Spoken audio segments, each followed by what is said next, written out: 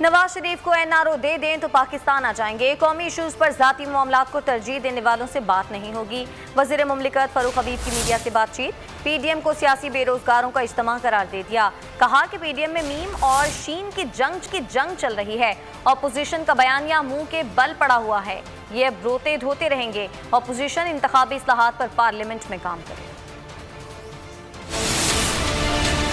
नवाज शरीफ की तो आज बल्कि एक जो है वो मेडिकल रिपोर्ट जमा हुई है। लगता है कि वहाँ भी ये रिपोर्टें जो है वो डॉक्टर अदनान जाली रिपोर्टें बना रहे हैं और ये कहा जा रहा है कि कोविड की वजह से उनको जो है वो सफर की इजाजत नहीं है। तो इससे कबल जो है वो मरियम सफदर ये बयान दे चुकी हैं कि नवाज शरीफ जो हैं उनको अगर आप एनआरओ दे दें, यानी वो जो जान की जमानत है वो एनआरओ मांग रही कि एनआरओ दे दें, सजाएं खत्म हो जाए, लूटा हुआ पैसा वापस ना मांगे जाए, तो वो अगली ही फ्लाइट पे वापस आ जाएंगे। एक इंजेक्शन तक नहीं इन्होंने लगवाया। भगौड़े बन के मुल्क से जो है वो बाहर बैठे हुए हैं और जिस मुल्क के अंदर ये भागकर गए हैं वो मुल्क भी अब इनको वहां नहीं रखना चाहता। पीडीएम में एक नई चेंज हमें नजर आ रही है कि आज पीडीएम में हमें मीम नजर नहीं आ रही और मीम की जगह जो है वो शीन जो है वो आगे नजर आ रही है। और ये जो मीन और शीन की लड़ाई है ये कि एक पीडीएम पांव पकड़ने वाली है और एक पीडीएम मज़ाहमत करने वाली है। जिनके धरने, जिनके अदम एतमाद, लॉन्ग मार्चेस सारे जो है वो उसका बयानिया मुंह के बल नीचे पड़ा हुआ है और अब जो है वो